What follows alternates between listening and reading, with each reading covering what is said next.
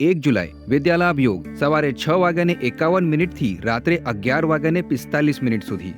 ગુજરાત, મહારાષ્ટ્ર, કર્ણાટક, તમિલનાડુ, આંધ્રપ્રદેશ વગેરે અમાવસ્યાંત માસ પ્રચલનવાળા રાજ્યો સિવાયના અન્ય રાજ્યોમાં રહેશે.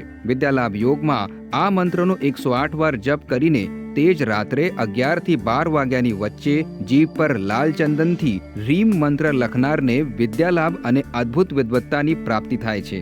મંત્ર છે ઓમ ઐમ રીમ શ્રીમ ક્લીમ વાગ્વાદિની સરસ્વતી મમ જીહ્વાગ્રે વદ વદ ઓમ ઐમ રીમ શ્રીમ ક્લીમ નમઃ સ્વાહા. 2 જુલાઈ વિદ્યાલાભ યોગ પ્રાતઃકાળ 4:21 થી સવારે 9:27 સુધી. આ યોગ પણ ગુજરાત, મહારાષ્ટ્ર, કર્ણાટક, તમિલનાડુ, આંધ્રપ્રદેશ વગેરે અમાવસ્યાંત માસ પ્રચલનવાળા રાજ્યો સિવાયના અન્ય રાજ્યોમાં રહેશે.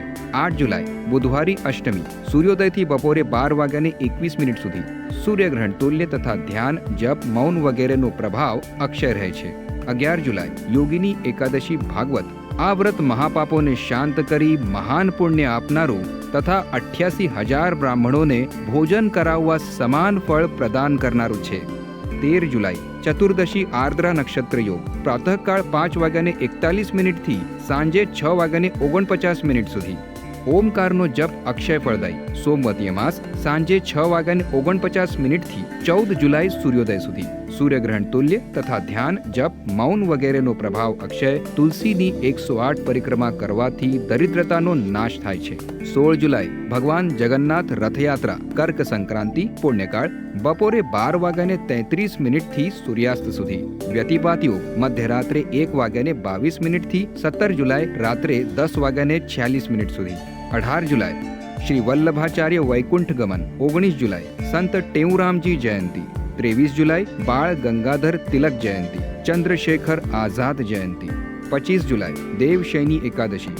મહાન પુણ્યમય, સ્વર્ગ અને મોક્ષ પ્રદાન કરનારું, બધા પાપોને હરનારું વ્રત. ચતુર્માસ વ્રત આરંભ. 27 જુલાઈ વિદ્યાલાભ યોગ બપોરે 1:11 થી રાત્રે 11:45 સુધી. મંત્ર અને વિધિ પહેલા જણાવ્યા અનુસાર જ રહેશે. સમગ્ર ભારતના તમામ સ્થળો માટે આ યોગ રહેશે. 29 જુલાઈ ગુરુ પૂર્ણિમા. આ દિવસે ગુરુદ્વારે જઈને ગુરુના દર્શન, સત્સંગ શ્રવણ અને માનસ પૂજન કરવાથી વર્ષભરના તમામ વ્રત પર્વોનું પુણ્યફળ ફલિત થઈ જાય છે. વિદ્યાલાભ યોગ પ્રાતઃકાળ 4:30 થી બપોરે 3:37 સુધી. મંત્ર અને વિધિ પહેલા જણાવ્યા અનુસાર જ રહેશે. સમગ્ર ભારતના તમામ સ્થળો માટે આ યોગ રહેશે. 36મી ઋષિ પ્રસાદ જયંતિ 30 જુલાઈ પૂર્ણિમાંત શ્રાવણ માસ આરંભ.